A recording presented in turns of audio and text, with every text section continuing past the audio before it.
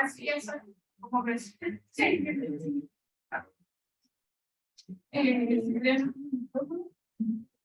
Nada más, para ir a sacar. Creo que ya no. Ya está. Y si pudiéramos tenerlo como a 2 dedos de su cara, más o menos, para que se eche bien, porque luego no. Ok, ahí bien, ¿verdad? Creo.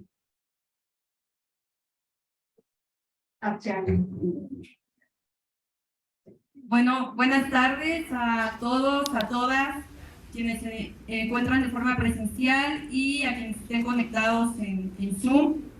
A nombre del Programa Universitario de Derechos Humanos y de la Coordinación de Incidencia Social, les damos la más cordial bienvenida a este diálogo de coyuntura, Ayotzi vive, la lucha sigue y sigue, el cual se realiza en memoria de los 43 estudiantes de la Escuela Normal Rural de Ayotzinapa, que el 26 de septiembre de 2014, hace 8 años ya, fueron agredidos y desaparecidos por grupos del crimen organizado con el Ejército y la Policía Federal y Municipal.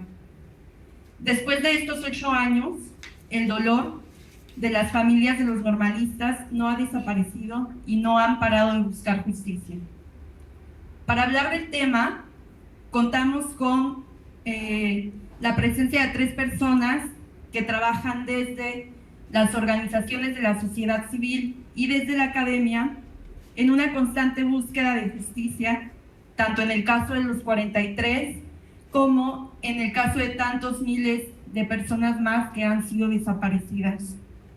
Vamos a tener un diálogo en el que se dará la palabra a cada uno, a cada una, y bueno, si nos podemos acotar a unos 25 minutos más o menos para después pasar a una sesión de comentarios, preguntas y respuestas.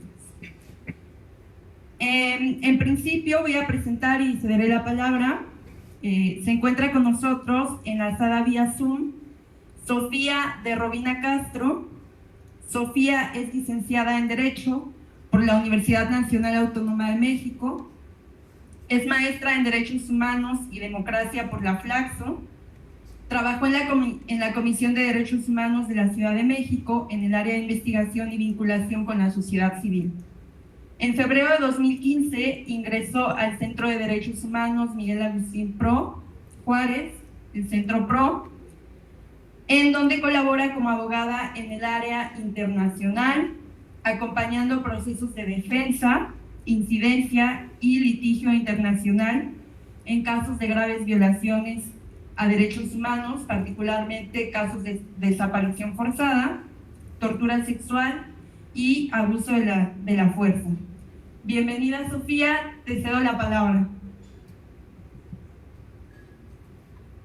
Muchas gracias por la invitación y por el espacio, sobre todo por seguir recordando un caso que nos recuerda, como ya decían, una situación que persiste y que es un caso que evidencia uno de los dolores más grandes, pero también más continuos en nuestro país. Así que muchas gracias por eso, siempre con mucho cariño, además de participar con la Ibero como Universidad Hermana y con personas con las que además hemos coincidido en muchos espacios de lucha, de exigencia, como Lourdes, Fabricio y Raimundo. Así que les mando un abrazo fuerte a la distancia y bueno, les platico quizá un poco cuál es el recuento del momento en el que estamos en el caso Ayotzinapa, recordando cuáles son los principales retos que quizá hoy en día la exigencia de verdad y justicia enfrentan las familias, pese a 8 años de estar en este caminar,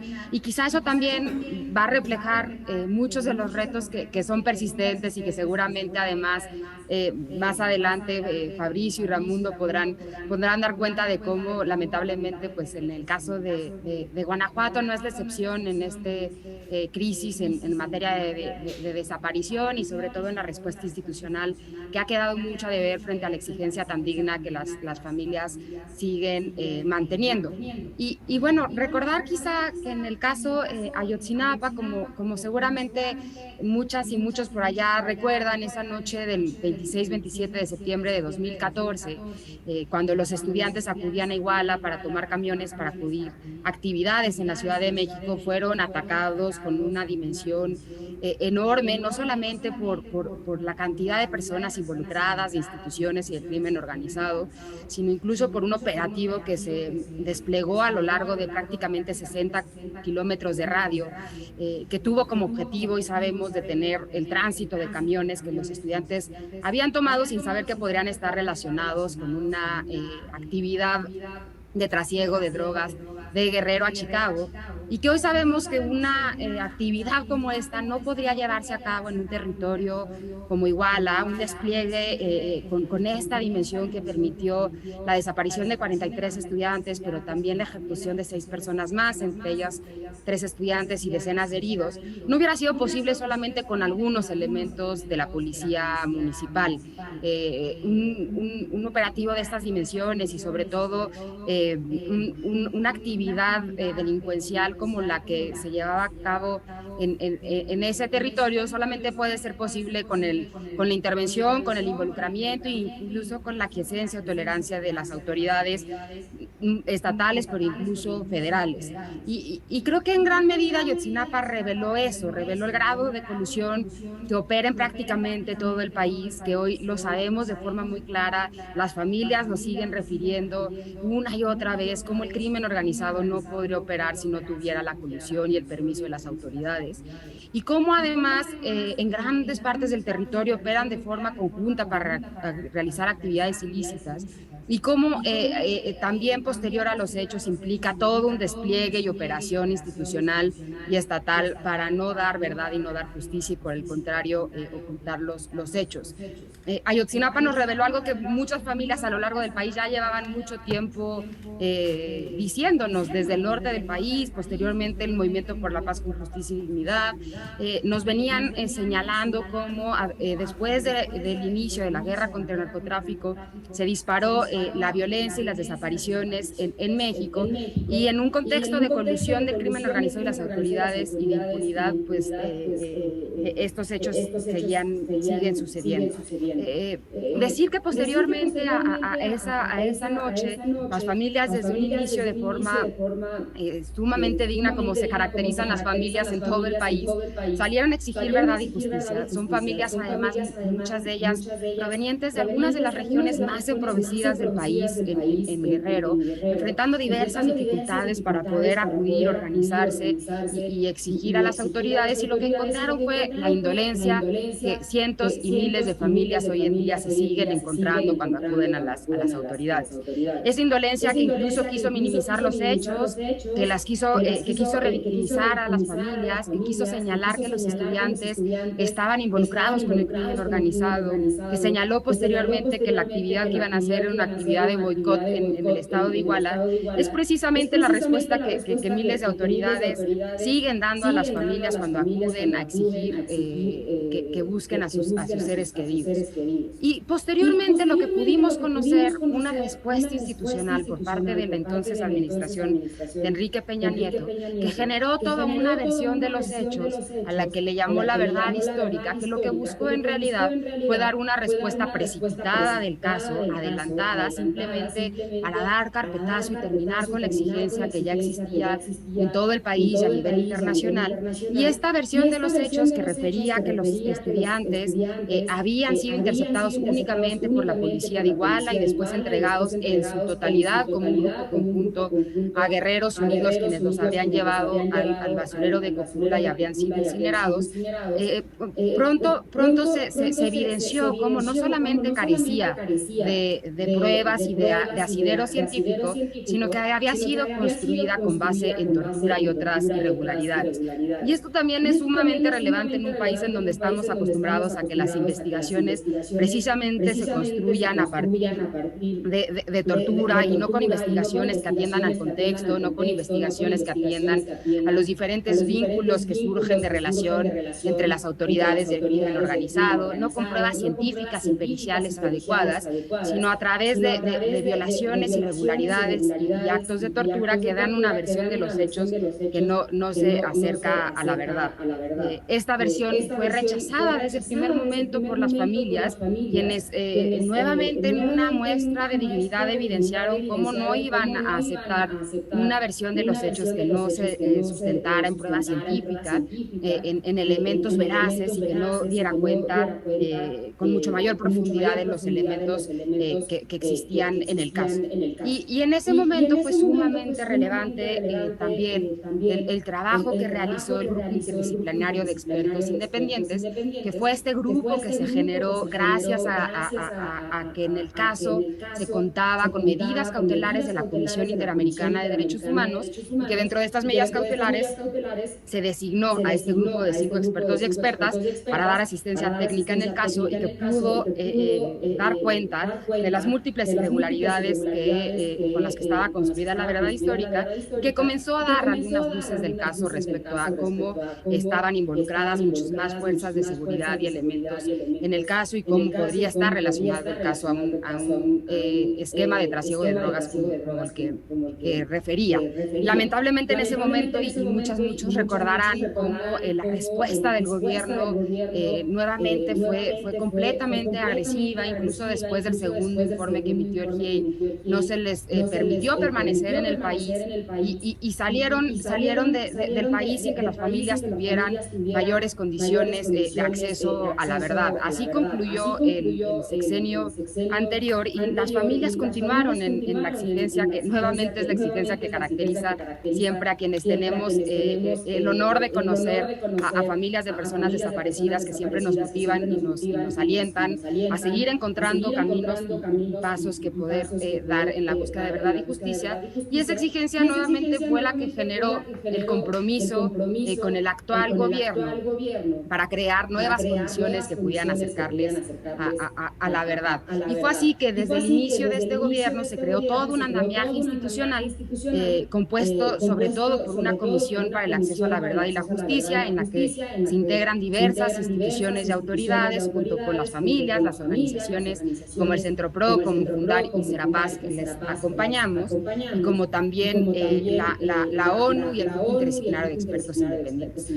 La COBAG, como se le conoce a esta comisión, está presidida por el subsecretario Alejandro Encinas, que siempre ha dado una muestra de respeto y de solidaridad y de compromiso con la verdad, con las familias.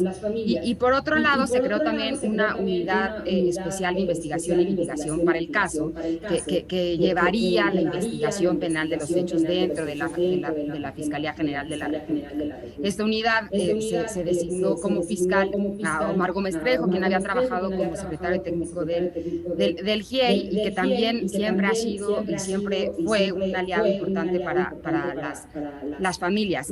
Evidentemente, en esta generación de este andamiaje institucional, las familias pusieron muchas expectativas, y con justa razón, en que encontrábamos en esta estructura una posibilidad de ir generando grietas que pudieran revertir las inercias con las que las investigaciones se habían realizado, los pactos de impunidad que habían caracterizado al caso, y era una oportunidad para las familias, sin duda, pero también para mostrar cómo efectivamente, bajo ciertas condiciones que involucraran la participación de las familias, la participación de organismos internacionales, fiscales adecuados e investigaciones técnicas, pudieran revertir los problemas que aquejan a la mayoría del país, y en eso era una oportunidad que esperábamos que pudiera abrir pautas y rutas de oportunidad para miles de familias más en México.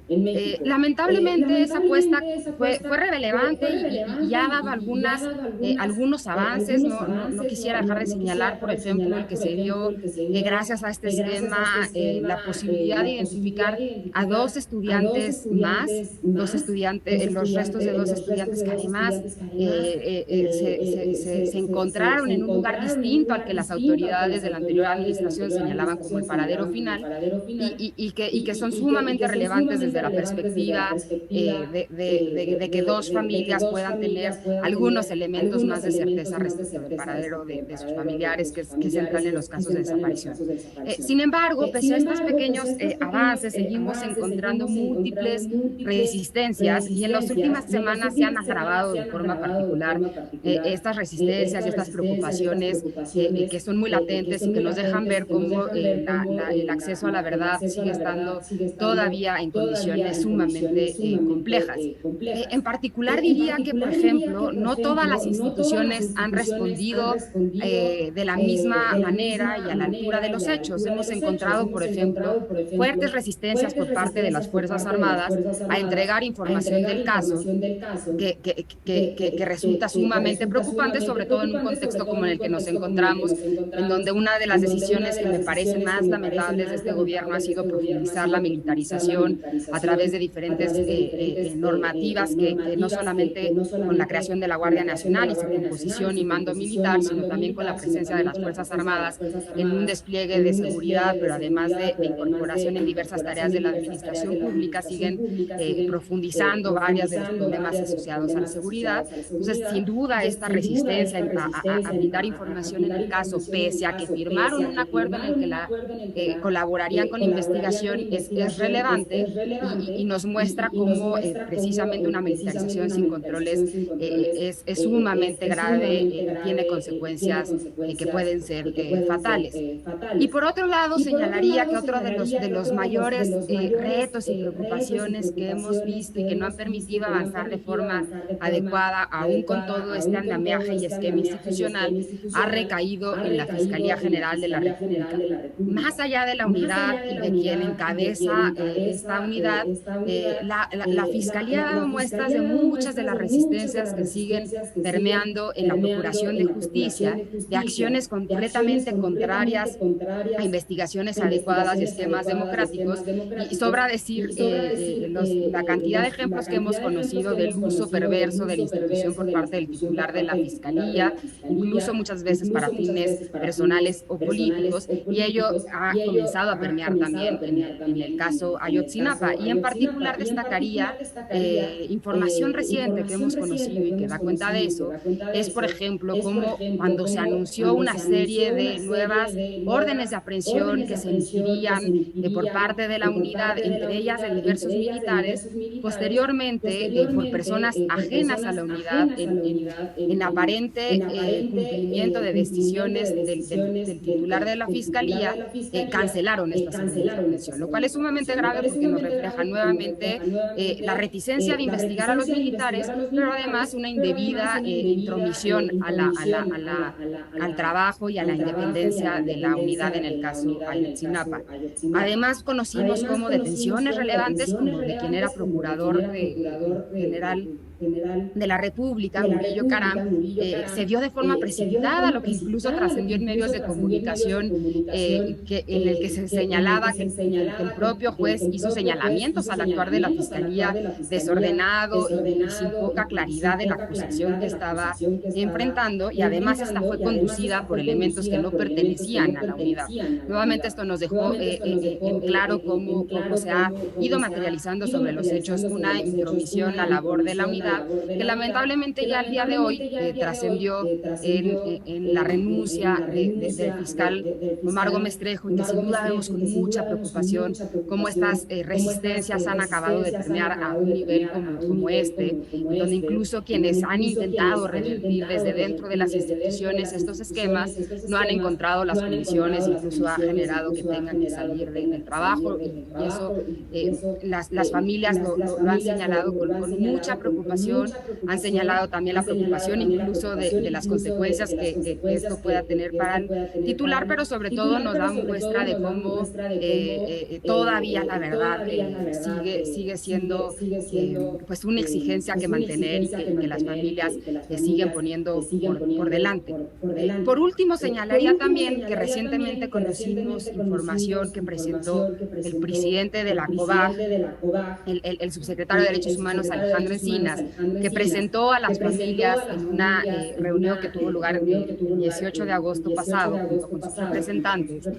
Fue un informe que no emitió la COBAG en su conjunto, es decir, no se conoció previamente por los expertos, por las familias o las organizaciones del informe, sino fue emitido por su presidente, y en el que da cuenta de información sumamente relevante, de nuevo, de la obstaculización y de la operación tan grande que derivó después de los hechos por las instituciones en ese momento encargadas de la justicia, justicia, y también la nueva información de lo que pudo haber sido esa noche y las diferentes órdenes y acciones que se llevaron a cabo en la noche del 26 de septiembre. En su presentación, el subsecretario con mucha dignidad les platicó a las familias esta información, señaló también que Ayotzinapa se trata de un crimen de Estado, algo que las familias, la propia sociedad, la academia llevaba mucho tiempo señalando, pero que sin duda no es menor el reconocimiento por parte de las autoridades en lo que implica reconocer que un crimen de Estado ocurrió y lo que ello implica respecto de la participación de diferentes niveles de instituciones y también del operativo posterior de obstaculización y cierre del caso. Sin embargo, más allá de esos elementos, también es importante señalar que las familias hicieron una mención muy particular a que la parte central en la que se sustenta la información de ese informe respecto de lo que sucedió esa noche está basado en diferentes conversaciones y mensajes que tendrían que ser todavía corroborados y verificados y pasar por un escrutinio técnico que pudiera dar certeza respecto de su fiabilidad.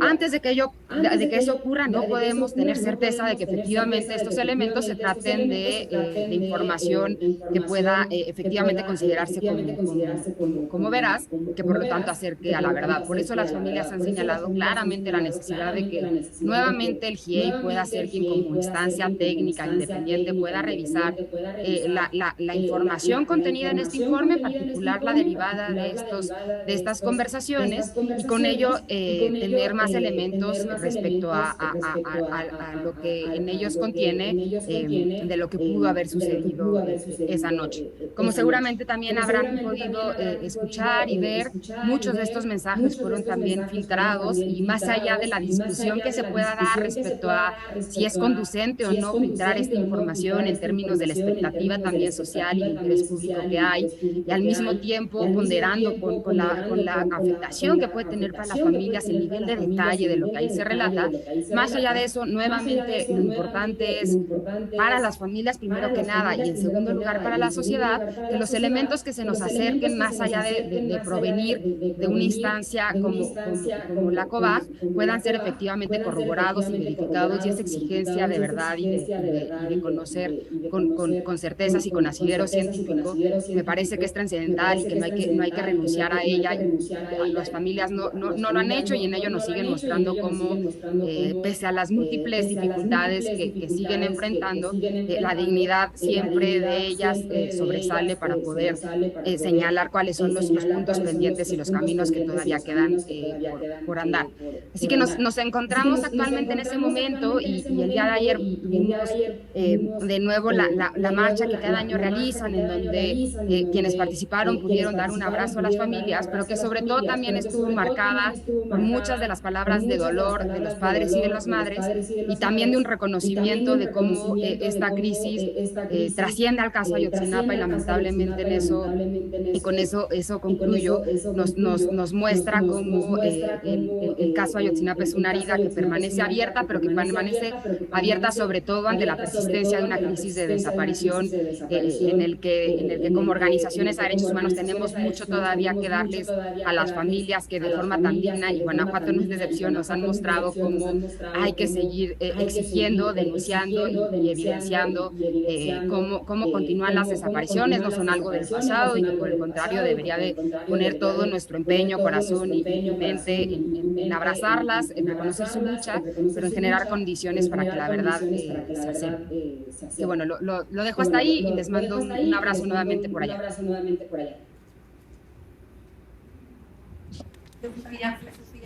¿Verdad? Gracias, Sofía. Sin duda el trabajo de acompañamiento que han llevado desde el Centro PRO es muy relevante, ¿no? Siempre están ahí acompañando, sobre todo en este caso específico de Ayotzinapa. Entonces, agradecerte.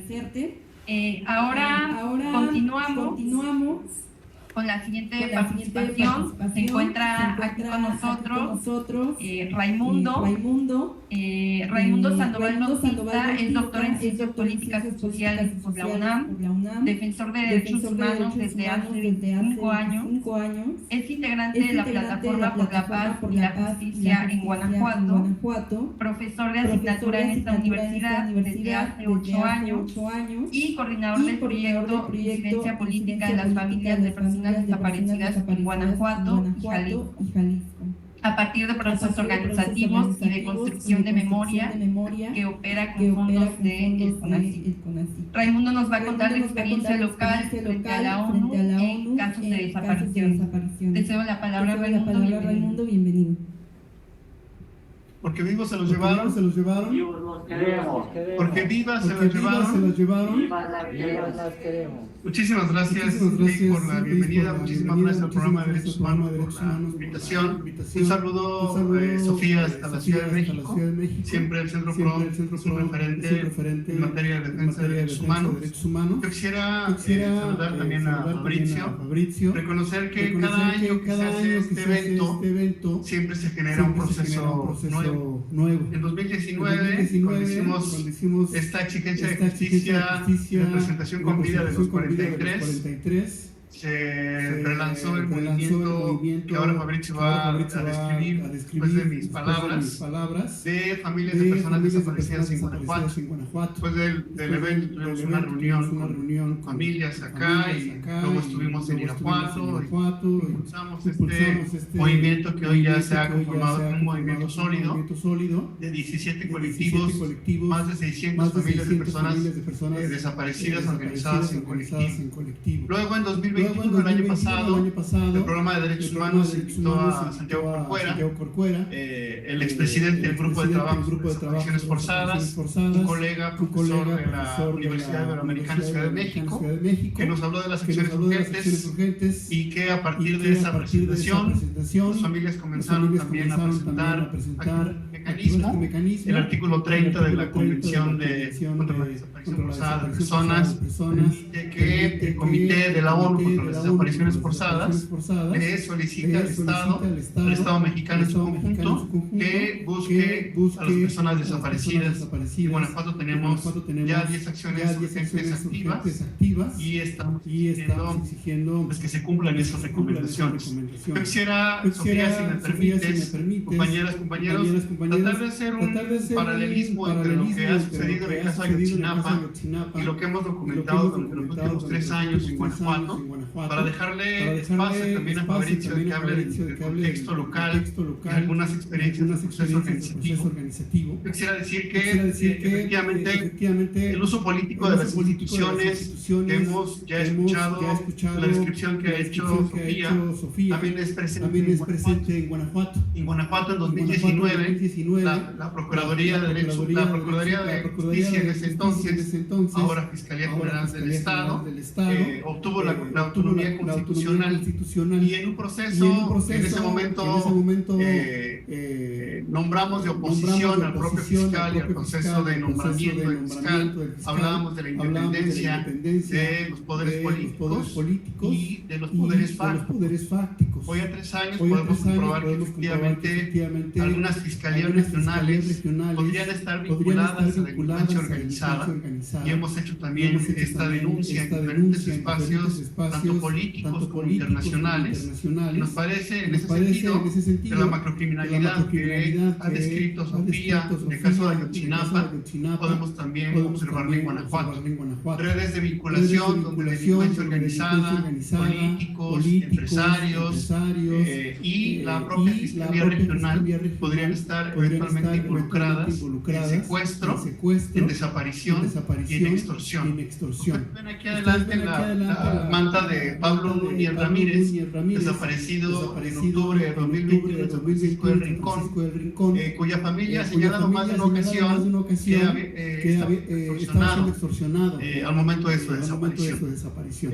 Un empresario zapatero que se opone a la extorsión y es desaparecido por estas redes de macrocriminalidad que no solamente existen en Iguala y en otras partes del país, sino que existen también en Guanajuato y asumo claramente la responsabilidad de señalar que incluso la Fiscalía Regional podría estar vinculada en estos procesos de macrocriminalidad. También en Guanajuato hay cambios en ministerios públicos.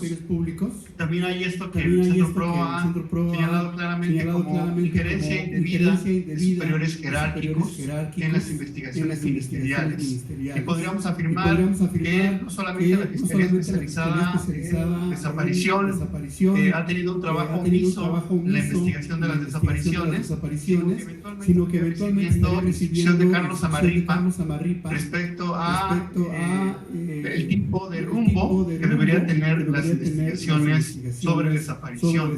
En Guanajuato también, igual que como ha sucedido en Ayotzinapa, se ha revictimizado a las familias, se ha criminalizado a las familias. El caso de Patricia Quijada, que ustedes ven también acá en una lona, una mujer desaparecida en abril de este año en Acámbaro, es un ejemplo muy claro también de esa criminalización. Uno de los casos que actualmente está abierto en acciones urgentes ante el Comité de Naciones Unidas, en el que la Fiscalía ha señalado que no tiene carpeta de investigación sobre desaparición, tiene una carpeta de secuestro que la familia no se explica por qué están investigando secuestro y no desaparición, y que aunque han activado el protocolo ALBA, desconocemos cuáles han sido, digamos, los avances en el cumplimiento del protocolo. La Fiscalía se ha empeñado en más de una ocasión en afirmar que no ha iniciado la carpeta por desaparición porque la propia Fiscalía tenía ya una carpeta iniciada contra Patricia Quijada por presunto involucramiento con delincuencia organizada. Es decir, la Fiscalía no investiga desaparición, pero sí investiga a las víctimas y además se niega incluso a incumplir las recomendaciones del Comité de Naciones Unidas contra la desaparición forzada, que ha preguntado que la propia Fiscalía no está investigando desaparición, sí está investigando secuestro y está investigando a las propias familias. Lamentamos que la Fiscalía General de la República haya cancelado esas 21 órdenes de aprehensión, de las cuales 16 eran dirigidas contra militares. Hacemos responsable de esta acción al fiscal general de la República, Alejandro Gertz Manero, y al presidente de la República, porque consideramos que, contrario, como señaló hoy en la conferencia mañanera, que había intereses conservadores que se oponían al avance en la investigación en el caso Ayotzinapa, estamos más bien frente a un encubrimiento de la Fiscalía General de la República de los cuerpos militares. Y lo digo desde Guanajuato, una entidad federativa donde 11,000 efectivos de la Guardia Nacional y de Sedena están patrullando las calles, incumpliendo el artículo 21 de la Constitución, que establece que la seguridad pública es eminentemente una responsabilidad de los cuerpos civiles. Lamentamos también y rechazamos tajantemente el proceso que se ha iniciado con la aprobación de un paquete de reformas que traslada la responsabilidad operativa y distintos ordenamientos de Guardia Nacional a la SEDENI. Exigimos al Senado que revierta este avance. Nos parece que militarizar la seguridad pública eventualmente tendrá como consecuencia la militarización también de la justicia, y lo que ahora nos ha señalado claramente Sofía tiene que ver con este riesgo en la militarización. Desde acá también nos solidarizamos con Omar Gómez, a quien conocemos personalmente y que consideramos que ha sido un aliado en la investigación ministerial. En ese sentido, una vez más hacemos el énfasis de que hay una responsabilidad del superior jerárquico. En el caso específico del fiscal Gertz Manero, tenemos muy claro que eso sucede también en Guanajuato, no solamente con la oposición que dimos contra el nombramiento de Samarripa en 2019, sino con la documentación que hemos hecho de esta presunción de agentes de la Fiscalía participando en delitos de alto impacto y eventualmente reproduciendo la desaparición y otros crímenes que podrían estar allí vinculados con la macrocriminalidad.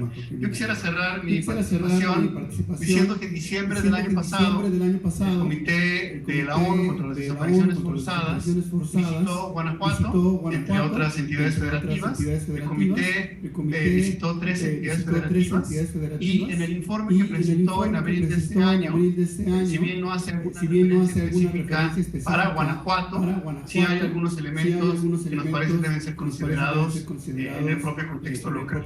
Primero, el comité reconoce con su trabajo de visita in situ que en México la impunidad frente a la desaparición es prácticamente absoluta, a tal grado que el comité afirma que la desaparición forzada de personas en México es el crimen perfecto, debido a que no hay una investigación ministerial adecuada y a que no existen efectivamente canales para lograr el acceso a la verdad y a la justicia.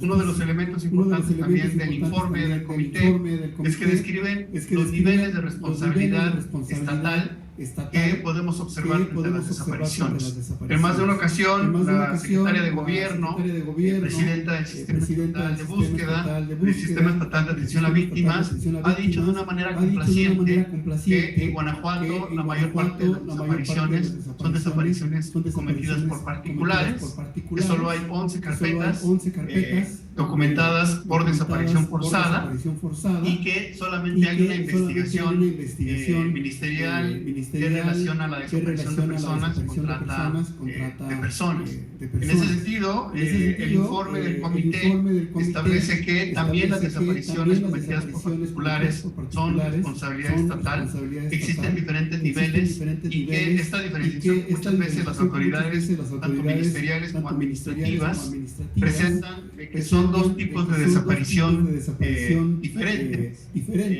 Queda relativizado respecto a estos niveles de responsabilidad estatal y desde acá señalamos que el gobierno tiene responsabilidad también frente a las responsabilidades, a las desapariciones, cometidas por particulares.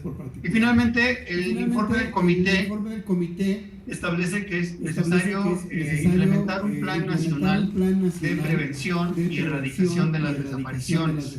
Y una de las propuestas que el gobierno federal ha hecho para cumplir este plan nacional, que implicará por supuesto la aprobación del Programa Nacional de Búsqueda y otras medidas, son mesas del más alto nivel que impliquen la elaboración de una política nacional, insisto, de prevención y erradicación de las desapariciones. En agosto tuvimos la oportunidad de dialogar con la Oficina en México de la Alta Comisionada de Naciones Unidas para los Derechos Humanos y en una reunión con la Secretaría de Gobierno le pedíamos que le hiciera llegar el mensaje al gobernador de Guanajuato, al licenciado Diego Sinué Rodríguez Vallejo, de la necesidad de implementar un equivalente a este plan para Guanajuato.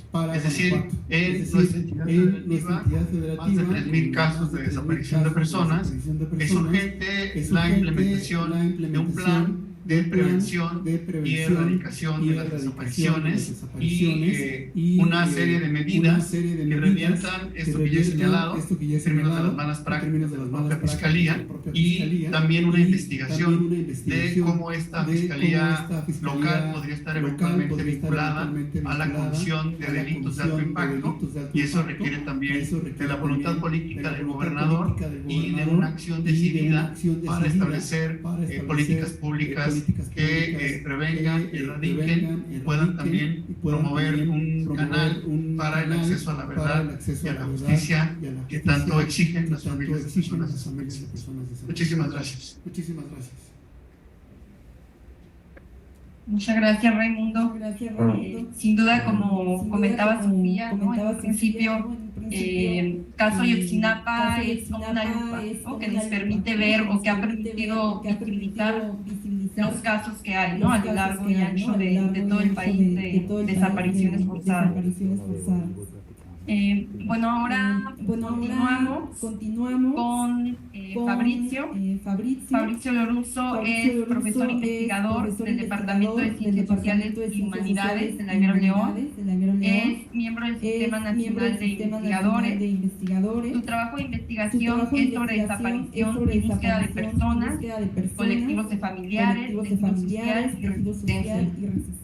Es acompañante solidario de colectivos e integrante grande de la Plataforma por la Paz y la Justicia en Guanajuato. Bienvenido, Fabricio, te doy la palabra. Muchísimas gracias. Muchísimas gracias. Bueno, también somos parte del mismo proyecto de investigación con ACID PRONACES, trabajamos sobre procesos de memoria, por las familias, Guanajuato y Jalisco, que coordina Raimundo.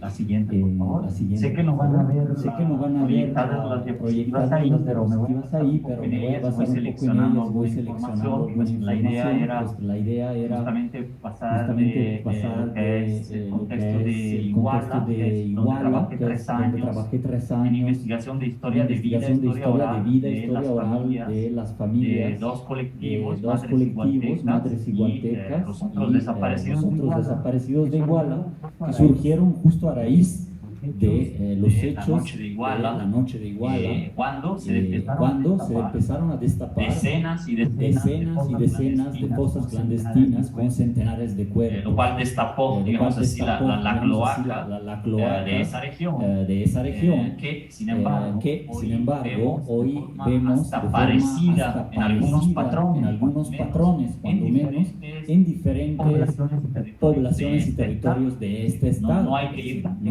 lejos como para entender visualizar ciertas dinámicas. Entonces, la siguiente, por favor. Digamos así, identifica algunos puntos preliminares como parte de la investigación del proyecto, en la parte de contexto, entre Guerrero, Guanajuato, ya pasar a las resistencias que hubo también en Guanajuato, las respuestas sociales a nivel histórico reciente, en ese sentido. ¿Qué situación tenemos aquí? A veces se desconocen los datos, la historia, y cada vez, sobre todo los estudiantes, las estudiantes, lo repasamos y vemos un poco ese camino, para no olvidar y para poder involucrarse a partir de ahora, ¿no? Estamos todavía un camino incipiente de todas estas luchas que en otros estados llevan 15 años o hasta más de Guerrero, más de 50, ¿no? Pero aquí en Guanajuato, a lo mejor en cierto sentido, estamos en pañales. Y bueno, hay un nexo militar y paramilitar, presencia de militarización reciente desde 2016 en Guanajuato y desde siempre. Pero especialmente con el batallón 27 en Iguala, ya había antecedentes ahí de desapariciones forzadas. 2010, 2011, y además casos de represión policíaca contra específicamente ese grupo social, de los normalistas de Ayotzinapa y en general el movimiento de protesta social de Guerrero. Aquí estamos visualizando, mencionaba Raimundo, también que tenemos más militares que policía civil, en número visibles en las grandes ciudades y en todo lo que es sobre todo el corredor industrial. A mayor militarización, sobre todo repentina, hemos visualizado en otros estados, Michoacán, consecuencias nefastas, a los pocos meses o los pocos años, directas e indirectas, de esa militarización de la seguridad pública. Aumento la violencia, ciertas dinámicas también criminales, pero también aumento de violaciones a derechos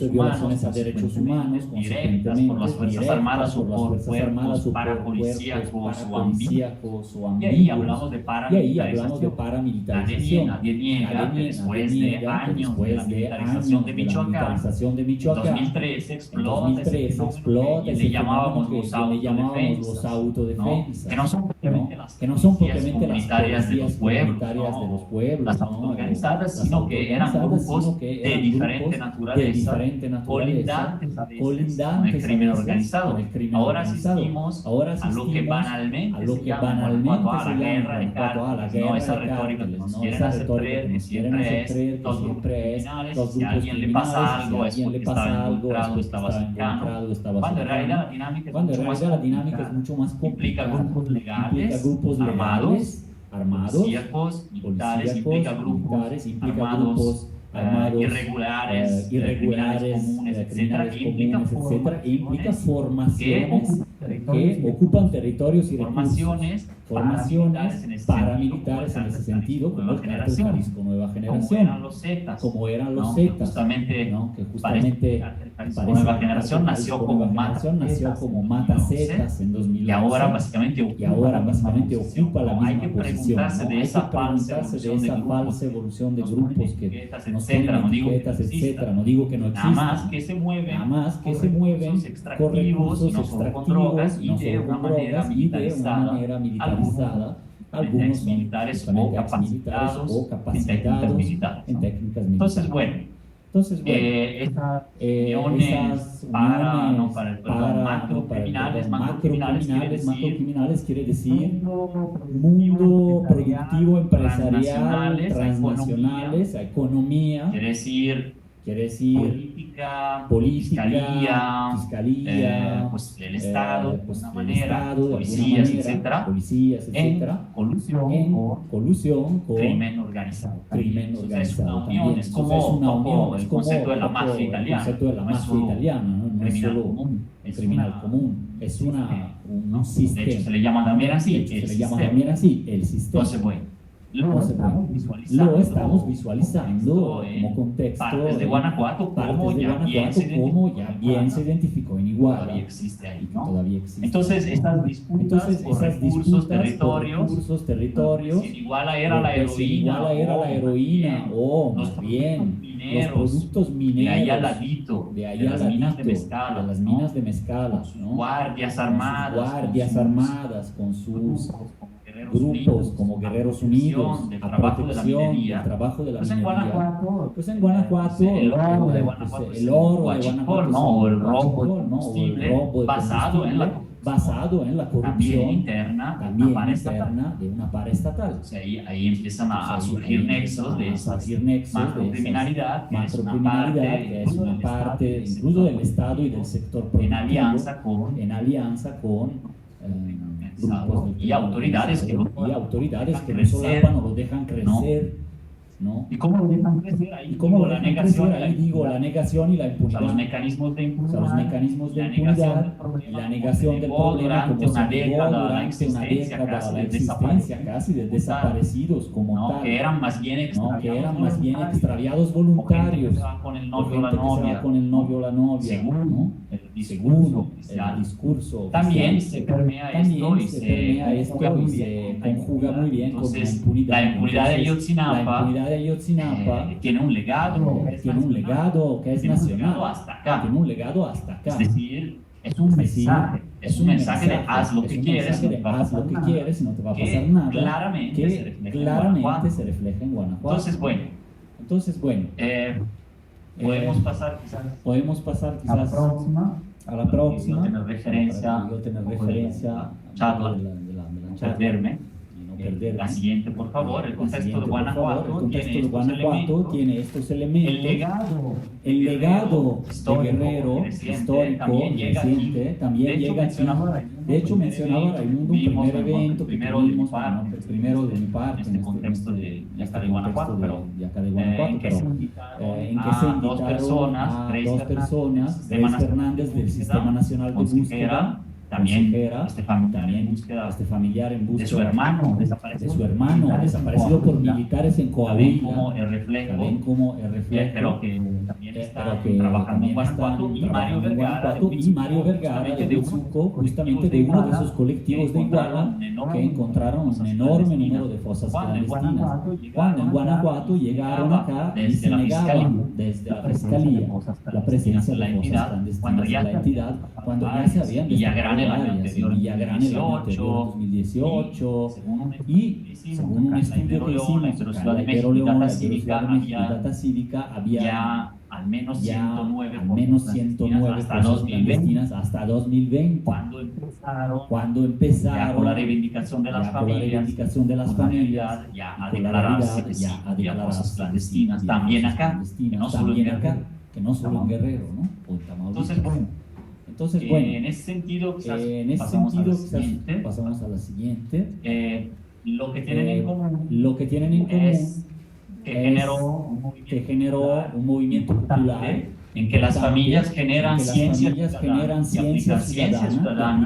y se transforman una ciudadanía de ellas ya pública, ya no en el dolor privado, sino en el dolor que es en el espacio público, allá, que es de buscadoras en el territorio más desgarrado, más triste, más doloroso, que es el campo en donde puedes encontrar huesos. No hay búsqueda más dramática y humanitaria también, porque puede ser el familiar de cualquier persona. Es algo humanitario y una defensa de derechos humanos de todas.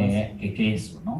Pues se inauguró en Iguala, siguió inmediatamente en Veracruz, con Solecito, Veracruz, nosotros de Iguala, con el colectivo Rastreadora de Sinaloa, y llega unos 5 años después también ese tipo de manera organizada. Hay un legado de protestas y marchas, pues Guanajuato entra en ese panorama y no estaba, ¿no? Y a los colectivos antes, ligados a otro tipo de casos. Entonces, ¿en cómo estamos ahora acá? ¿No? Con todo eso lo vemos.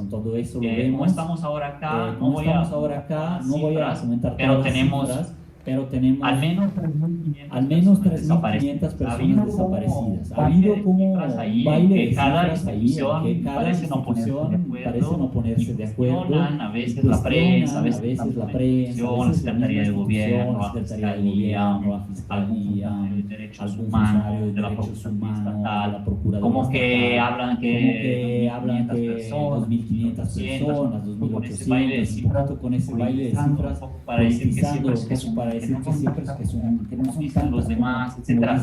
Bueno, eso nos da digamos que el interés no es tanto la cifra precisa, sino el hecho de que se explicaron en 4 años. Manejando a lo mejor cifras un poco diferentes, pero finalmente estamos a más de 3.500 personas. ¿Y cuál es el problema ahí? Son cifras de la Fiscalía, pero que no se revelan. ¿Por qué no se revelan así claramente? Hay que pedírsela, ¿no? Si se la obligación, porque no hay un registro estatal de personas desaparecidas en su versión pública. No tiene que pasarse en el nacional, que está desfasado. Entonces hay todavía hoy que se admite la presencia de tantos hay una disputa. Hay una disputa ahí, ¿no? Entonces, bueno, pero no la veo ahí. Si quieren puede ser solo ahí. Que sí me ayuda un poco a acotarme, porque son muchas cosas. Bueno, entonces, por otro lado, hay una cifra negra que pocas veces he estudiado, intenté ahí trabajarla y que puede llegar según la encuesta en sabemos que el 93% de los delitos no se si lo aplicamos a las desapariciones en Guanajuato, podríamos tener hasta 50,000 casos. Pero así lo estiman los colectivos de todo el país. 1 de 10. Aunque fuera la mitad, tendríamos 7,000 casos, ¿no? Lo cual nos llevaría a los primeros lugares nacionales. Sin debatir tanto de eso, el problema de la cifra negra sino es el hecho de que la gente tiene miedo de denunciar, tiene miedo de la Fiscalía y de la MP, que los tiene bajo amenaza, del hecho de que no hay nadie más a quien acudir, que hasta estando en colectivo permanece y no denuncia. Eso está señalado en el Salvatierra, en Acámbaro, por todo, en muchos pueblitos, pueblos de mágicos de Guanajuato. Hay una crisis forense en Guanajuato, pueden hablar de crisis, situación forense, sí hay 1.863 cuerpos no identificados y no reclamados, teniendo 3.400 personas desaparecidas, la proporción es parecida a la de la crisis forense. Hay 105.000 personas desaparecidas en México, y 52.000, en realidad más, cuerpos no identificados, de personas identificadas, que han En sido Guanajuato estamos notificadas. en las mismas. En Guanajuato estamos en las mismas. Que ni Eso mejor no es ni peor, no digo para que ni decir mejor que ni peor, este pero para número ha decir que crecido. ese número ha Y crecido. entonces, pues ahora Y estamos ahí entonces, por los pues ahora 1800 estamos ahí por los cuerpos 1800 cuerpos no que identificados. justo nos habla de esta Que justo nos habla de ese desfase, ¿no? tienen, Entre los cuerpos que tienen su poder la fiscalía podría y hacer que el esfuerzo podría en la hacer sociedad el para esfuerzo en la sensibilizar sobre el sociedad problema, para sensibilizar sobre el garantizar problema, para derechos de las garantizar personas a la denuncia, derechos de las personas a la al perfil denuncia, genético, etc. al perfil Ahí también hay genético, un dato etcétera. más o menos Ahí también hay un que dato acaban más o de menos mandarme nuevo que acaban de de la mandarme investigación, de la que la investigación, fiscalía tiene que 40 la fiscalía tiene 40.000, más de 40.000 y la mitad más un genéticos y la mitad más un 40% 40% son de a familias. eso se refiere en desaparecidos. toda la A eso se refiere en toda la historia, ¿no? De aún lo así acumulado. parecen no ser Aún así suficientes, parecen ¿no? no ser suficientes, ¿no? Por el Eh, lado de la militarización, por el lado ya de platicamos, la no voy a ahondar en militarización ya eso, platicamos, no voy a pero ahondar en un poquito eso, más en el pero dato que decía, un poquito más en el dato que es decía, verdad, es en verdad, 2019, sí, es cuando verdad, hubo en 2019, cuando hubo una reunión en el Congreso estatal, que el primer colectivo que surgió de esta nueva oleada, también con acompañantes, etcétera, la fiscal especializada en desaparición dijo ante el Congreso que había 11 carpetas por teniendo ya desaparición, 2.000 teniendo ya 2.000 personas desaparecidas en ese entonces. Hoy las carpetas son menos de 40. Y las carpetas son menos de Es 40. decir, andamos más o menos en lo Es decir, mismo. andamos más o menos Claro, en lo hay mismo. secuestro, Claro, hay privación de la libertad, secuestro, pero la ONU, etcétera, pero la ONU misma interpelaba y preguntaba por también, qué a lo mejor en conjunto, también, a lo investigar mejor en por conjunto, desaparición. investigar por Ahí incluso puede desaparición. haber beneficios Ahí de incluso ley, puede haber para beneficios quien de ley revela para dónde quien escondió revela dónde cuerpo. escondió Sí, es el cuerpo. investigado por Sí, desaparición, es investigado por beneficio, desaparición, que existe la ese verdad podría beneficio, ser que la verdad positivo podría para las ser familias y positivo a lo para mejor las no se familias y aplica a lo porque mejor no se si es aplica por porque secuestro y está si es detenida la por persona, no secuestro y tiene está ahí la detenida la ventaja de persona, no poder tiene ahí la ventaja de negociar, poder ¿no? De alguna manera. negociar, ¿no? De Ese alguna manera. problema Entonces, bueno, existe ese no se está problema, procesando de esa no se manera. está procesando de y, esa bueno, manera. A la siguiente, por favor. A la siguiente, La por respuesta favor. social en ese sentido La respuesta social ha en sido ese muy sentido fuerte, ha sido muy la fuerte, anterior, nomás la es que comento es la anterior, rápido. nomás la Ayer comento estuvieron rápido. aquí, de hecho, Ayer estuvieron Viviana aquí, de Ibero hecho, Durán, Viviana Ibero a platicar Durán, con a los platicar grupos de la con materia, los grupos de la juntaron, materia que se y juntaron, pues nos hablaron de esa y pues nos hablaron de esa antimilitarista, manifestación antimilitarista, antipatriarcal, y pueden leer ahí, de denuncia tanto de la de inercia denuncia estatal como de la tanto federal y de la estatal como de la municipal, federal y de la municipal, de los tres niveles de gobierno, en investigar las desapariciones, en buscar y en responder en realidad por la inercia de hace 15, 16 años más de militares en las calles, en más lugar de militares más en las calles, en inteligencia lugar de más y inteligencia y seguridad ciudadana. Entonces, bueno, en la las siguiente, calles, ¿no? por favor. Entonces, bueno, la siguiente, por favor. Y la siguiente todavía. Y la siguiente todavía. Acá es una cuestión más académica.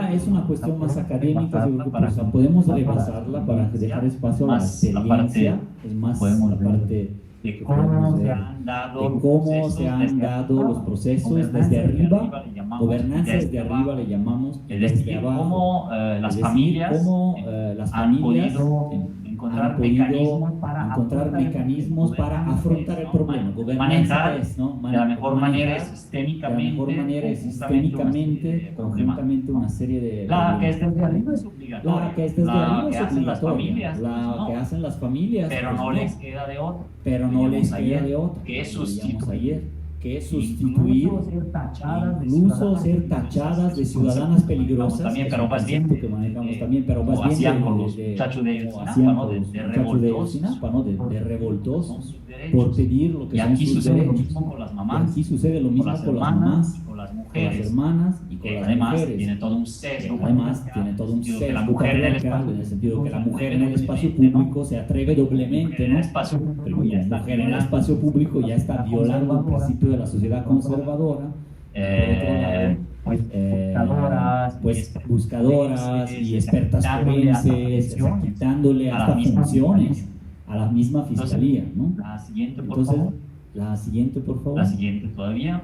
La siguiente más todavía. adelante. Va a pasar más adelante. De todo esto que va a De estar todo en la esto grabación, pues, que va a estar en la grabación, entonces se solo puede leer con destacar más calma, solo que destacar hasta 2019 y 20 hasta 2019 y 20 no había nada de institucionalidad, salvo la fiscalía, que existía, pero negaba el problema, o al menos parcialmente lo negaba.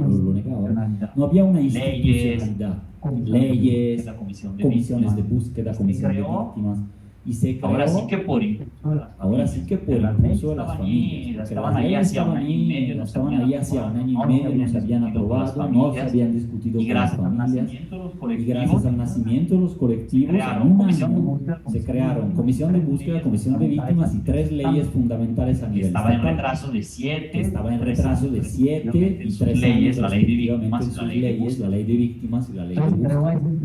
Entonces se creó esa institucionalidad y recién este año se crearon las células municipales de búsqueda que desconocemos su funcionamiento real. Apenas se están capacitando, han hecho 2 capacitaciones en 6 meses. Estarán actuando, me imagino. Vamos a investigar sobre el tema. Apenas ahora. Entonces, pues, ¿qué sucedió del otro lado? Pues han encontrado más personas, probablemente las brigadas independientes y las caravanas que han hecho las familias y las organizaciones acompañantes que en parte las autoridades, ¿no?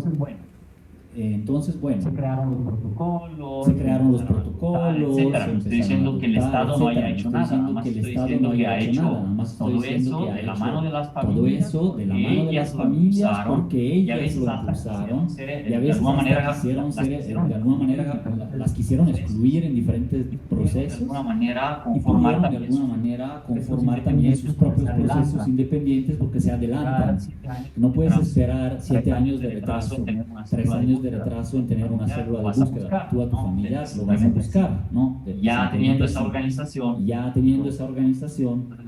por favor, esa es la parte institucional, esa es la parte institucional, la parte de los colectivos que nacieron una cronología básica.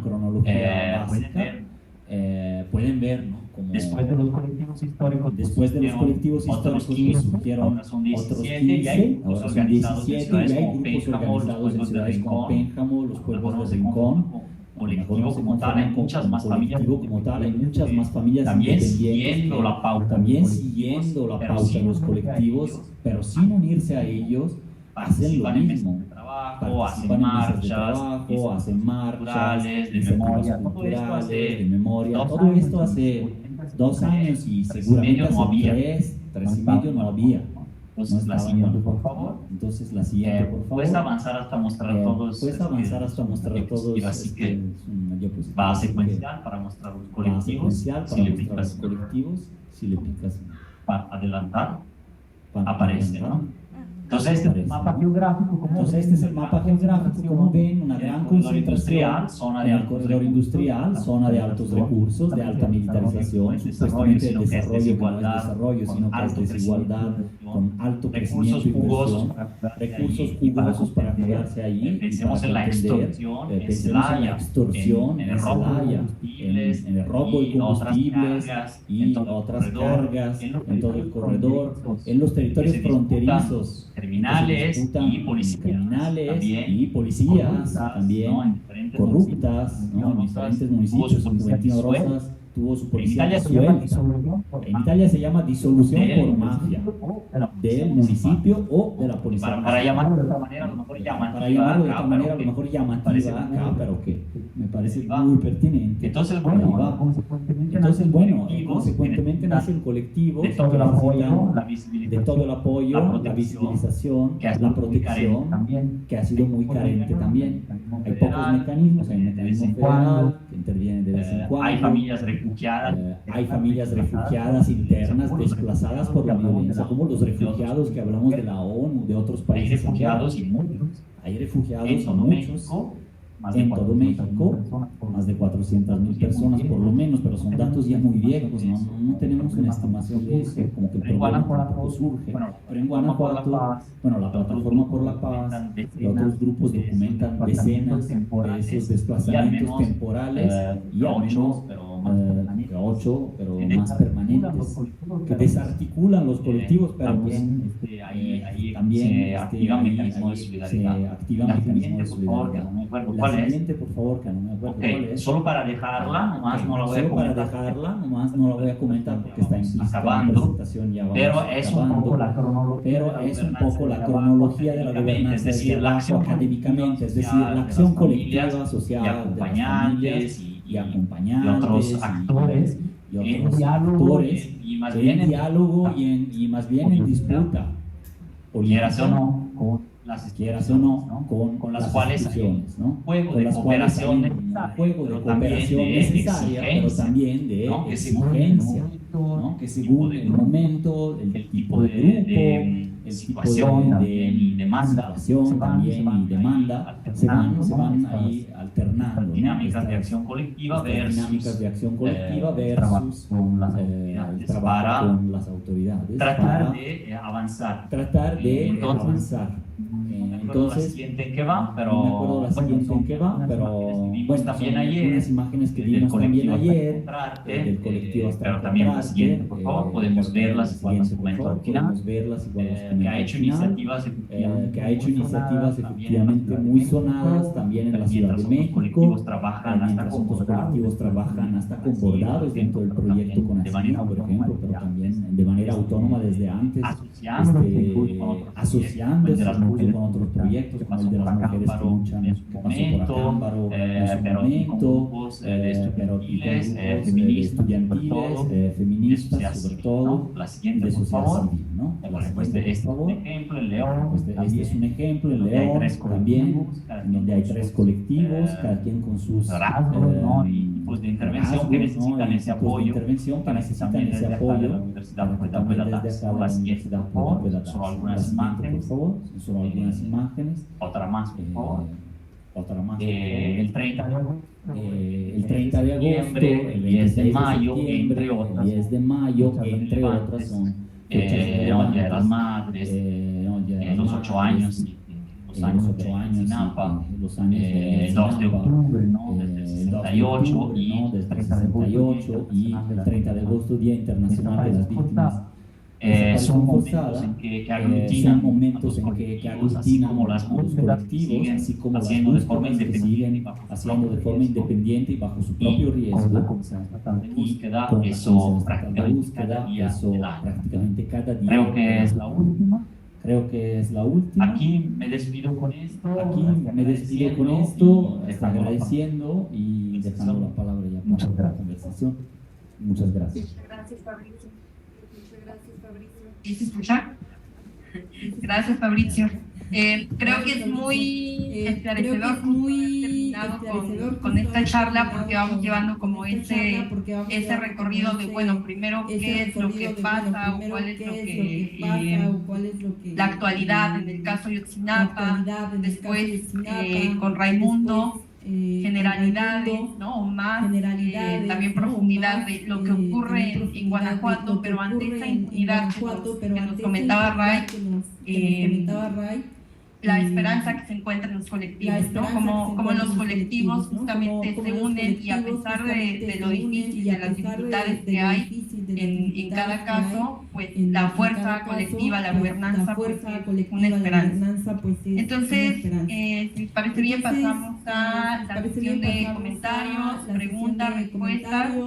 Entonces, pues a los aquí, las aquí presentes, si tienen algún comentario, alguna pregunta, podemos ir levantando la mano, tenemos la palabra.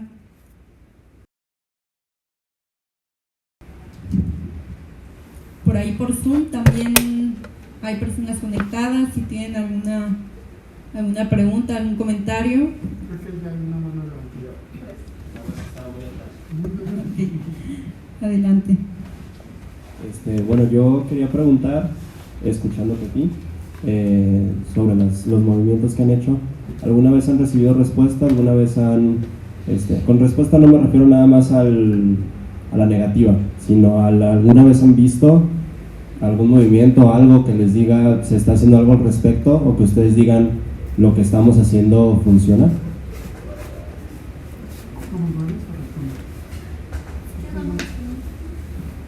Sí, como decía Fabrizio, en 2020 se crean dos comisiones, la de víctimas y la de búsqueda, no solamente remontando el rezago que ya tenía el legislativo para emitir las leyes, sino la creación de las comisiones. Me parece que ya es un avance institucional. Todavía hay pendientes, no están publicados los programas de búsqueda y de atención a víctimas. La Comisión Estatal de Atención Integral a Víctimas tiene un fondo deficiente, nada más para que ustedes comparen. La Comisión de Víctimas tiene un fondo de 13 millones para atender más de 15,000 víctimas de homicidio doloso, más de 3,000 desapariciones y los feminicidios, cuando la Fiscalía y la Secretaría de Seguridad Pública tienen cerca de 7,000 millones de pesos. El IMUG debe tener, le recortaron de 100 millones de pesos, debe tener alrededor de 60, es decir, la Comisión de Víctimas, el IMUG tienen un presupuesto muy bajo, mientras Álvaro Cabeza de Vaca y Carlos Amarripa tienen un presupuesto de miles de millones de pesos, y hemos visto los resultados. Esta cuestión institucional permite generar ciertas acciones y cumplir las obligaciones que están establecidas por ley, pero todavía hay un dejo de simulación en algunos procesos. Yo señalaba especialmente las recomendaciones que hace el Comité de la ONU contra las desapariciones forzadas, que es ahí donde la Fiscalía no ha cumplido esas recomendaciones. Y es importante también señalar que las familias, ya lo decía Fabrizio, han promovido el establecimiento de mesas forenses para avanzar, digamos, en la identificación de los cuerpos no identificados, valga la redundancia, digamos, abatir el rezago forense e incluso solicitar asistencia técnica de organismos internacionales, y la Fiscalía no ha estado dispuesta a hacerlo. Entonces yo diría que en Guanajuato vemos un avance institucional de los mínimos que implica el cumplimiento de lo establecido por la ley, pero que hace falta todavía la creación de políticas públicas en materia de atención a víctimas y de búsqueda de personas desaparecidas, y hace falta un mayor involucramiento también de equipos multidisciplinarios. Yo creo que esta es una buena oportunidad también para que las universidades, incluida la propia Ibero, pueda ir formando cuadros de profesionales que puedan también sumar esfuerzo para el trabajo, tanto en términos de georreferenciación, en términos de atención a víctimas, en términos de el fortalecimiento de los estándares de actuación de las autoridades, para que eventualmente estos mínimos puedan ir avanzando hacia el cumplimiento de los máximos. Yo cerraré este comentario diciendo que así como las familias han logrado crear este capital social y esta gobernanza de la que habla Fabrizio, es importante que también desde las universidades y los diferentes sectores estudiantiles se puedan ir involucrando en estos procesos de diálogo y en estos procesos también de gobernanza desde las universidades. Perdón, aunado a lo que mencionó sobre la simulación, sobre todo me parece una palabra interesante y que importa porque dice bien, pues nos ponen ahí las dependencias, ¿no? Y nos ponen las instituciones, pero se nos recorta el presupuesto. Nosotros como población, pues como gente de a pie, ¿qué podemos hacer para luchar contra esta simulación y para pues esperar que se hagan las cosas? Además de sumarse a los procesos de organización, estar informándose y participando, me parece que hay diversos espacios también de convergencia. Lourdes, desde el programa de Derechos Humanos, forma parte también del Consejo Consultivo de la Comisión de Búsqueda. Me parece que desde las diferentes disciplinas, relaciones internacionales, ahora que se hizo el taller de acciones urgentes, estuvo muy activa, ¿no? La licenciatura en Derecho también ha estado muy interesada en participar. Desde las ingenierías también podría haber un marco de acción. Yo creo que un elemento tiene que ver con el interés personal y un involucramiento también de carácter disciplinar, que nos permita, además de tener un nivel mínimo de información, también participar de estos procesos de organización y de fortalecimiento del trabajo de las instituciones. Gracias.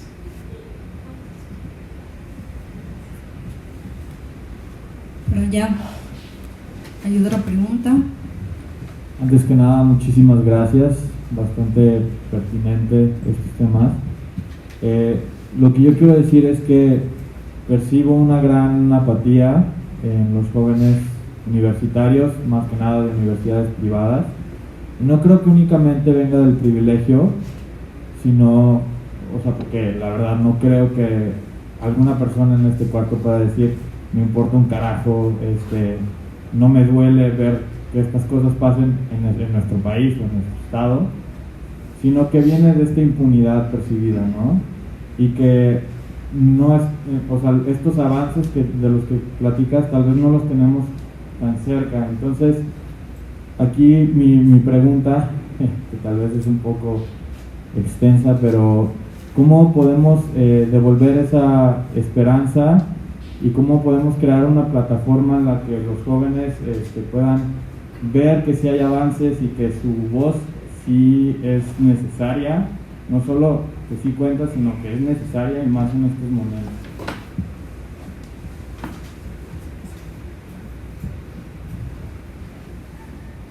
Pues gracias por tu pregunta y bueno, estoy de acuerdo contigo. El tema lleva años trabajándose en toda la República y aún así, como mencionaba Sofía al inicio, hay muchas resistencias negativas, es decir, retrógradas, podríamos decirlo así, antiderechos, ¿no? De alguna manera, dentro de las instituciones, que cuando hay algún funcionario que está trabajando fuerte o honestamente, o como el visitador del caso Ayotzinapa hace unos años durante el gobierno de Peña Nieto, que luego terminó mal porque criticó a todos y ya había evidenciado lo mismo que está diciendo ahora el mismo Gómez Trejo, que ahora hoy ya no va a trabajar renunció a la unidad de la Fiscalía sobre el caso Ayotzinapa, etcétera, ¿no? Entonces parece que hay muchos reveses y muchos retrocesos. En realidad yo creo que son luchas de poco a poquito, son granitos y son cumulativas. Ya no existe el movimiento Yo Soy 132 de la Ibero Ciudad de México de ese 2012, que fue el movimiento anti-Peña y luego se convirtió en movimiento para democratizar a los medios de comunicación, pero está su herencia, tanto en las personas que ahí estuvieron, como en su tradición de lucha y en sus pequeños, a lo mejor, logros de ese momento de posicionar un tema que luego tuvo una evolución, ¿no? Y forjó a una generación incluso de gente desde las marchas hasta dentro de las universidades y privadas. Efectivamente, ahí fue un movimiento progresivo, podríamos decir así, ¿no? Pro derechos, muy amplio, que empezó en las privadas y también contagió las públicas, y ahí sí. Y el movimiento por Ayotzinapa también, y por todos los desaparecidos desde los años 70 hasta ahora, queda su herencia, su tradición de lucha en nosotros y nosotras, y en sus formas de actuar, en estos, digamos, eventos incluso, y en sus formas de lucha y en sus logros. Van acumulándose, aunque haya retrocesos, tanto en la memoria de lo que pudiéramos estar perdiendo y que entonces no hay que dejarlo ir, como en la acción de construcción de cosas. Yo creo que en Guanajuato ha habido mucho más avances que retrocesos, a pesar de que en la realidad concreta los homicidios no han bajado mucho y estamos en el primer lugar. Del 17% de los homicidios nacionales se cometen aquí. Las desapariciones han aumentado, pero estamos hablando cada vez más del problema. Los colectivos no son ya 1 o 2, son 17. Las familias no son 10, son 500, 600 ya organizadas, conscientes, presentes en algún municipio, etcétera. Las charlas como estas, que eran una al año, ahora son una a la semana, una al mes, en diferentes foros, al menos de la región, y cada vez más entre la Ibero, la UG, en La Salle la próxima semana va a haber varias. Es decir, eso es cumulativo, ¿no? No había grupos de Twitter guanajuatense para difundir casos de inmediato, de respuesta rápida. Ahora hay un grupo de alertas para mujeres, mujeres desaparecidas, que les invito a seguir en Twitter, por ejemplo, y Desaparecidos Guanajuato en Twitter también, en que pueden sumarse y colaborar, que siempre es muy útil, también aquí platicándolo con Lulú, que se maneja este grupo. Está el grupo de la Plataforma por la Paz, en Guanajuato tampoco existía. Es decir, a lo mejor tienen su duración, ¿no? Pero generan una tradición en lo que viene después de cada año, cada 5 años, etcétera, que no se debe de perder. Por eso hay mucha memoria también ahí en las diapositivas, en las pláticas que tuvimos desde el PRO, allá a la Ciudad de México hasta acá. Hay que recordar de dónde se viene, y que yo creo que en términos de estos movimientos estamos mejor que antes. No en las cifras a lo mejor, y no en todos los logros que quisiéramos, pero que sí, así funciona, yo creo que hasta el cambio social, ¿no? Es a veces un poco abrupto, a veces hay algo que, una sentencia, un cambio hasta revolucionario, ¿por qué no? O alguna ley así que hace un gran salto, pero si no se defiende la práctica, no se metaboliza, etcétera, etcétera, también se pierde. Entonces aquí está ese trabajo, y creo que Guanajuato sí está mejor que antes, desde lo social, no me refiero a cómo trabajan todas las instituciones, pero sí, al menos existen.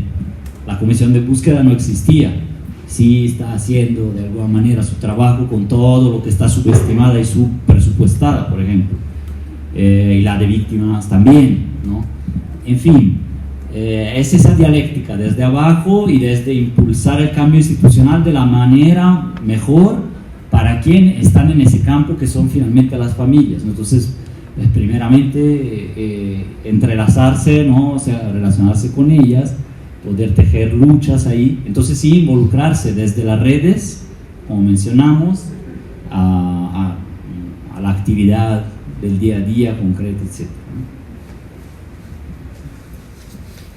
Yo comenzaba mis palabras diciendo que en 2019 se impulsó, se relanzó el movimiento, en 2021 se retomó esta activación de las acciones urgentes. Vamos a ver qué sucede ahora en 2022. Yo tengo muy claro que el caso de Pablito, por ejemplo, genera una gran inquietud por ser empresario zapatero, por ser, digamos, un joven que, en palabras de la propia hermana, no participaba de estos movimientos, y la primera reacción de los empresarios zapateros en noviembre, diciembre del año pasado fue cerrar la carretera de San Pancho. La semana pasada que platicábamos este caso con un grupo de estudiantes de servicio social, decían: yo haría exactamente lo mismo. Y lo que vemos, Fabricio y yo, que hemos estado durante estos últimos años promoviendo la discusión de estos espacios, tiene que ver con un mayor involucramiento, y no solamente por esta proyección y esta preocupación de que te pueda suceder a ti, le pueda suceder a cualquier persona, a un empresario zapatero como Pablito, sino en esto que Sofía conoce muy bien, que son las medidas de no repetición. En el caso de Ayotzinapa se creó una fiscalía especializada, un grupo de expertos independientes, un diálogo del más alto nivel con el presidente de la República, un compromiso, digamos, que otras familias de personas desaparecidas no tienen, pero estamos viendo esta politización de la justicia, esta impunidad, este compromiso de impunidad a los militares, y eso está dando cuenta de que hay un problema estructural más grave, que implica un proceso de organización que vaya más allá de estos canales tradicionales que conocemos, e incluso yo ahí quisiera también escuchar la reacción de Sofía respecto a qué hacer quienes estamos desde lo local apostando a los procesos internacionales, quienes estamos generando iniciativas para fortalecer la investigación especializada desde las fiscalías, quienes desde 2018 impulsamos la autonomía de las fiscalías, y que ahora, 4 años después, estamos viendo pues la inacción de estas fiscalías o la corrupción de las fiscalías en este tipo de delitos. Necesitamos construir, y esa es también la invitación para que lo hagamos de manera colaborativa, alternativas desde el derecho, las relaciones internacionales, la psicología y otras disciplinas, que vayamos pensando qué hacer frente a esta crisis, que efectivamente puede ser civilizatoria, pero también tiene que ver con una crisis y un momento actual de ruptura de los derechos humanos a nivel nacional, y específicamente en Guanajuato, donde, pues como dice Fabricio, estamos en los primeros lugares, y necesitamos preguntarnos qué vamos a hacer para encontrar alternativas desde esa perspectiva de la gobernanza ciudadana. ¿Alguien más? No, yo quería preguntar a Sofía si quería comentar algo.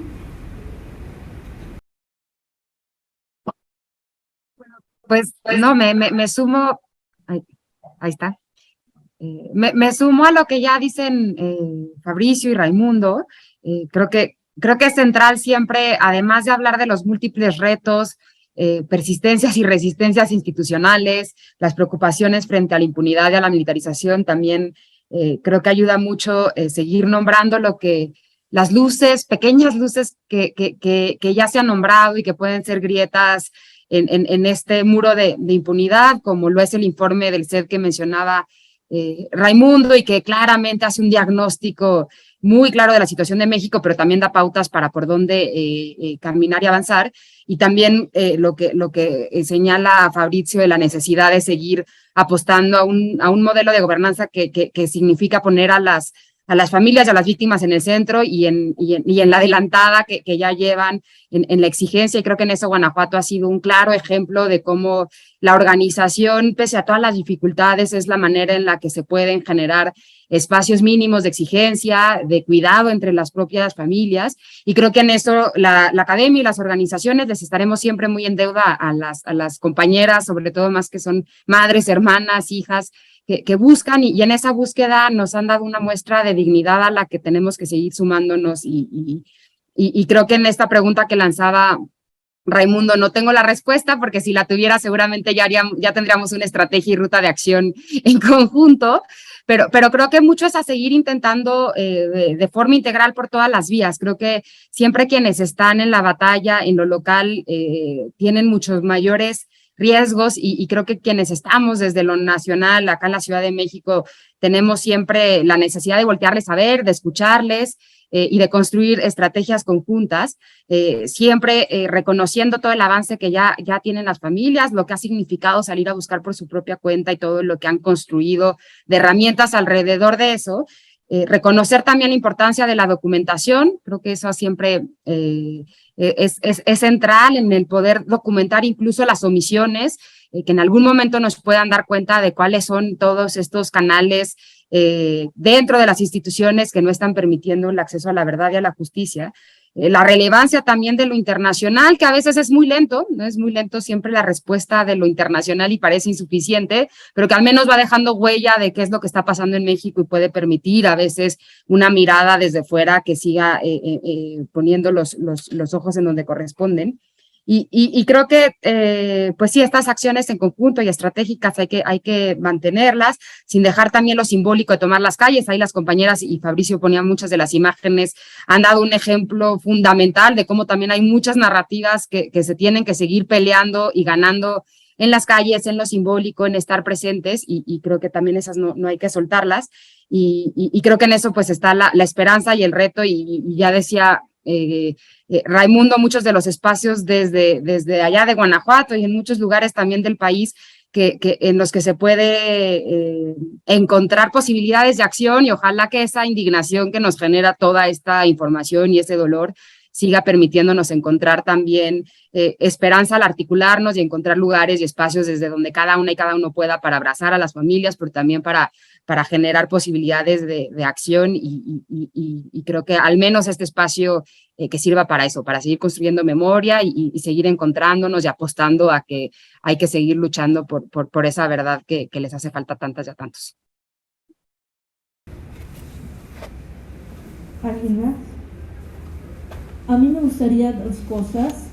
Una pregunta es para Sofía. Sofía, ¿qué viene? ¿Qué sigue para el caso Ayotzinapa? Y por el otro lado, me gustaría que ustedes explicaran cuál es la necesidad social de seguir conservando la memoria de este caso y de casos emblemáticos.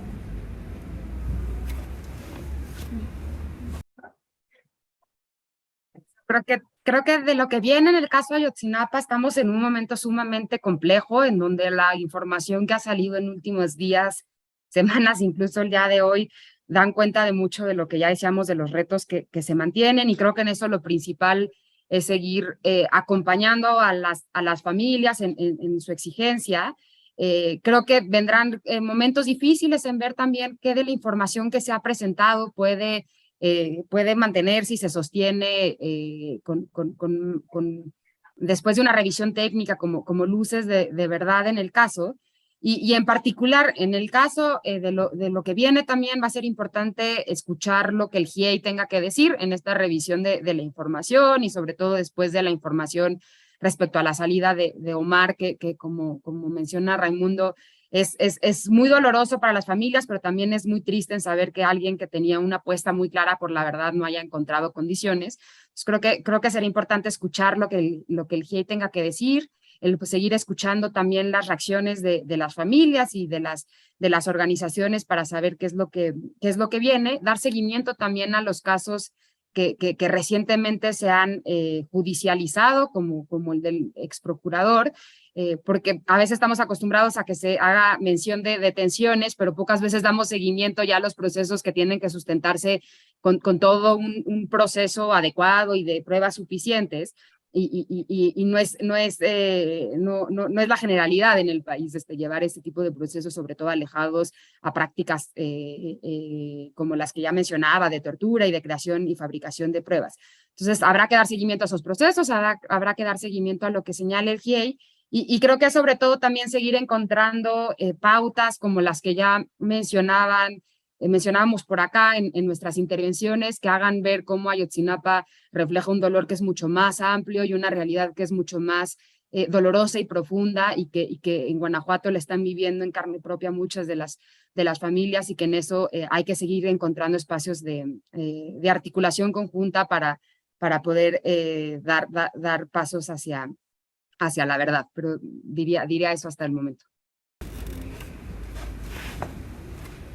Yo creo que lo que hay que hacer es seguir participando de los procesos de las familias. Como dice Sofía, seguir acompañando, aprendiendo de las familias. Me parece que quienes han ido aquí a las movilizaciones pueden ser testigos de la fuerza que está inscrita en las consignas, ¿no? Vivos se los llevaron, vivos los queremos, nos han quitado tanto que nos han quitado el miedo, ¿no? Ahora se hace indispensable presentación con vida y castigo a los culpables. Me parece que eso que hemos construido durante décadas desde la perspectiva de derechos humanos, ahora más que nunca es importante traducirlo en hechos concretos. Yo cada vez que escucho propuestas que vienen desde la arquitectura, la ingeniería, disciplinas que no son las tradicionalmente vinculadas a las ciencias y humanidades, siempre reconozco que hay también aporte desde estas perspectivas, y en ese sentido creo que pues las Iberos, los proyectos jesuitas siempre han estado dando cuenta de esa necesidad de tener diagnósticos claros, perspectivas y estrategias que puedan ser integrales, y estar apostando siempre a caminos que coloquen en el centro la exigencia de las familias, en este caso también la exigencia de verdad y de justicia. Bueno, gracias Lulu por la pregunta también que dirigiste a Sofía, porque también quería preguntarle qué sigue, y la verdad fue una semana muy intensa y muy triste también para el caso Iguala y Ayotzinapa, y me imagino para las familias de conocer todo esto, y que las filtraciones, y que todavía leemos en la prensa que en ese entonces estigmatizaba a las familias, ya empiezan otra vez a lanzar la sospecha, a atacar la Comisión de la Verdad, y a atacar, por ejemplo, a Alejandro Encinas, y a como que en el tono en que escriben los artículos, ¿no? Si uno va leyendo entre las líneas, empiezan otra vez a respaldar estos intentos de destruir un camino que poco a poco iba acercándose al poder militar, por ejemplo, por un lado, y a algunos pues otros actores que desde un principio fueron señalados, ¿no? Por periodistas, activistas, testigos, familias, ¿no? Y que fueron ahí protegidos hasta la fecha, y que todavía hay esa disputa dentro de las instituciones, ¿no? Cuando en Iguala, hablando con la gente de los colectivos, estamos hablando de más de 300 personas en 2 colectivos, en una ciudad de 100.000 habitantes, ¿no? O sea, un pueblo. Cuando la gente de ahí pues platica de ese tema, conocen muy bien qué es el 27 Batallón de Iguala, como lo conocen muy bien qué son los militares en Guerrero, ¿no? Desde la época en que ellos, junto con la Dirección Federal de Seguridad, empezaron con las estrategias, no con una táctica o una desaparición esporádica, con la estrategia de desaparecer, ¿no?, opositores políticos, que sigue hasta la fecha ya aplicada a diferentes grupos, ¿no?, incluso grupos racializados, etc. Entonces, bueno, ahí se va, claro, eso es lo que conocemos, pero una verdad judicial y un caso se construye de otra manera. Pero pues fue una semana triste en ese sentido y por eso necesitamos la memoria, ¿no? Ahí va la respuesta de una vez. Todorov es un gran estudioso del tema de la memoria. Él habla de la memoria literal y la memoria ejemplar. La literal es la que, pues, me recuerdo un acontecimiento, algo muy muy puntual, pero no lo voy relacionando con una historia, ¿no? Entonces esa memoria no sirve como no es pedagógica, no sirve como ejemplo para todos los demás y como caso emblemático, ¿no? Entonces el reto, él dice, de utilizar la memoria no es solo hacer un recuento de hechos o así, también piensen en sus propias vidas, ¿no?, sino que esa memoria me sirva, ¿no?, como esa historia maestra de vida que nos enseñan a lo mejor en la primaria, ¿no? Entonces, de todo esto que razonamos, al volver a leer la prensa hoy y analizar lo que dice sobre el caso Ayotzinapa, sobre las familias en Guanajuato, sobre cómo encubren abusos o violaciones a derechos humanos, pues hay que tener esa memoria ejemplar de otros ejemplos que tenemos en toda la historia de México, ¿no?, y de este ejemplo en especial de Ayotzinapa para el caso de Guanajuato, que era un poco el intento de la ponencia, y para lo que viene, ¿no? Entonces yo creo que ese es un logro, y a transformar esa memoria en pedagógica o en memoria ejemplar es el reto de la memoria. ¿Hay alguna otra pregunta, comentario? Sí, mira, ¿está prendido esto? Sí. Sí, todo lo que se dice aquí es obviamente sumamente importante, pero hay que también contrachequearlo con el criterio en específico de la mentalidad guanajuatense, en particular la mentalidad leonesa, de la cual todos los que somos aquí docentes tenemos una perfecta radiografía de cómo piensan o cómo calibran los acontecimientos.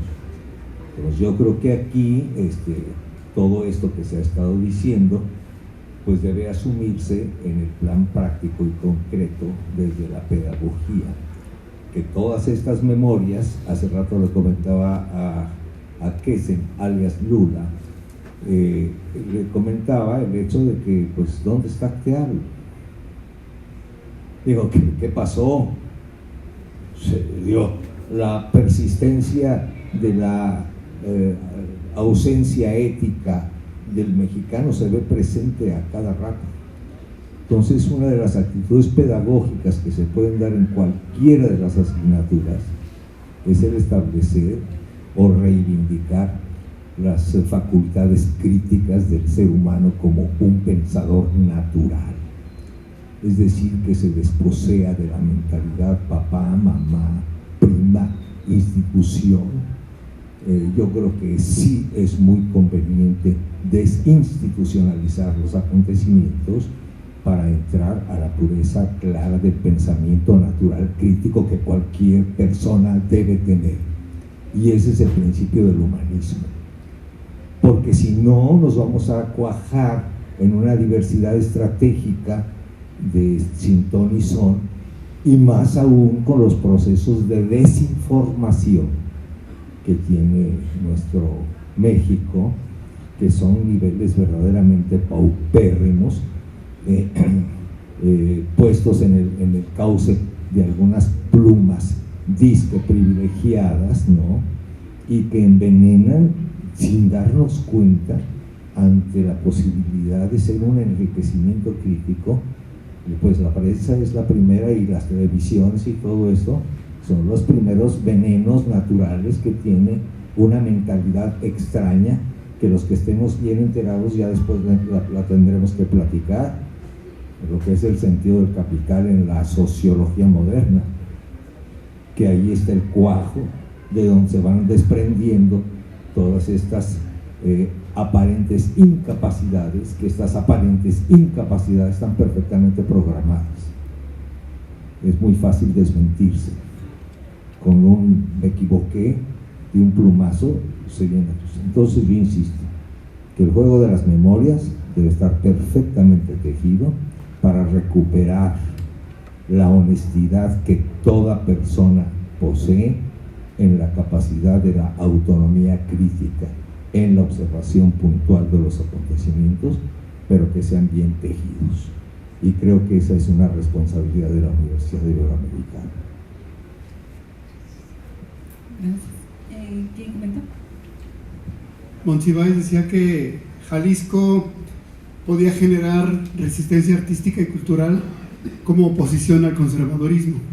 En Guadalajara, a diferencia de León o de otras ciudades de Guanajuato, hubo guerrilla urbana, hubo movimientos populares, movimiento de disidencia sexual desde los 70s. Aquí, lamentablemente, no hubo un movimiento tan sólido como ha habido en otros lugares, pero sí hubo un movimiento feminista desde los 80s. Ahora yo creo que el movimiento de las nuevas colectivas feministas está mostrando también una ruptura con formas tradicionales de la protesta social. Me parece que lo que mostramos acá es la participación de las víctimas indirectas, según la ley de víctimas, que ahora conformadas en defensoras de derechos humanos están creando nueva expresión de la toma de espacios sociales, un cuestionamiento de este conservadurismo, no solamente oficial, sino también social. Yo recuerdo hace 2 años, casi 3, cuando estábamos en el Congreso discutiendo la ley de búsqueda, las diputadas y los diputados de esa legislatura decían, bueno, pero ¿ustedes qué son? ¿Son movimiento? ¿Son ONG?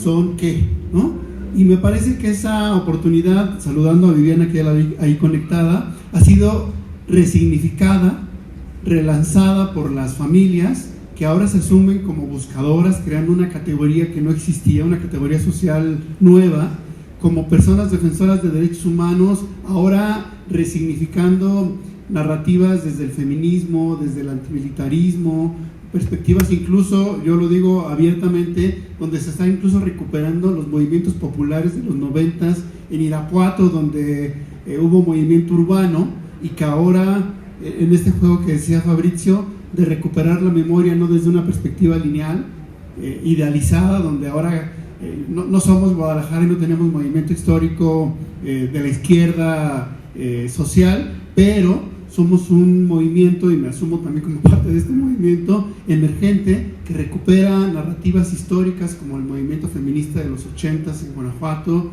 que está siendo testigo de nuevas expresiones de la toma de los espacios por colectivas feministas y del surgimiento de nuevas expresiones sociales como las buscadoras, que son también personas defensoras de derechos humanos que están explorando nuevas maneras de protestar, de tomar el espacio público y de ir resignificando los espacios. Y cierro diciendo que las y los estudiantes son la muestra más clara de ese proceso de cambio. Yo recuerdo en 2014, justo en el contexto de la desaparición de los 43, en Guanajuato intentamos desde diferentes espacios replicar la asamblea interuniversitaria que se creó a nivel nacional. No prosperó en su momento, pero me parece que, como dice Fabrizio, de alguna manera hemos sido también herederos o herederas de ese proceso creado hace 10 años por el SOI 132, y que lo que ha sucedido a nivel nacional en las universidades nacionales también se ha replicado en Guanajuato, y creo que todavía tenemos ahí temas de tesis para quienes quieran hacer esa recuperación de cómo se ha en estos 8 años construido un movimiento muy sensible a estas causas y muy enfocado también a resignificarlas y alimentarlas. ¿Quieres comentar algo, Fabrizio? Ok, pues si ya no hay alguna otra pregunta, comentario, vamos cerrando con esta mesa de diálogo, que ha sido muy enriquecedora en el sentido de pues recuperar, ¿no? Cómo ha sido ese proceso histórico en el caso concreto de Ayotzinapa, pero también en el caso de desapariciones forzadas en Guanajuato, ¿no? Conocer ese caminar que ha sido muy importante y que aquí los compañeros han acompañado, pues es de vital importancia.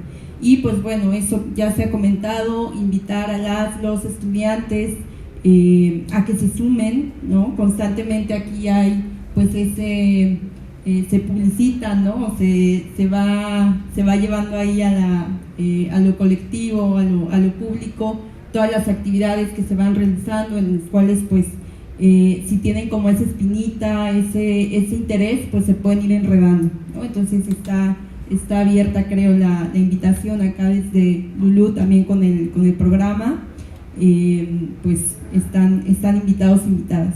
Entonces vamos cerrando, y bueno, para el cierre me voy a permitir entregar unas constancias a los participantes, a Sofía. Sofía, pues ya se te hará llegar esta constancia, agradeciendo tu valiosa participación. Muchas gracias, Sofía. Y bueno, entregamos por aquí a constancia que otorga la Universidad Iberoamericana de León a José Raimundo Sandoval Bautista por tu valiosa participación en el panel Ayotzi vive, la lucha sigue y sigue. Muchas gracias. Y bueno, al mismo tiempo un pequeño presente. Por otra parte, también otorgamos la constancia a Fabrizio Filippo Loruso, también por tu participación en este panel. Y un pequeño presente también. Bueno, pues agradecer su presencia, el tiempo, agradecer a Sofía, Fabrizio, Raimundo, a Lulú por la organización del evento, por acá Sara, que nos ha apoyado también con la gestión. Pues que tengan bonita tarde y muchas gracias por el tiempo. Buena tarde.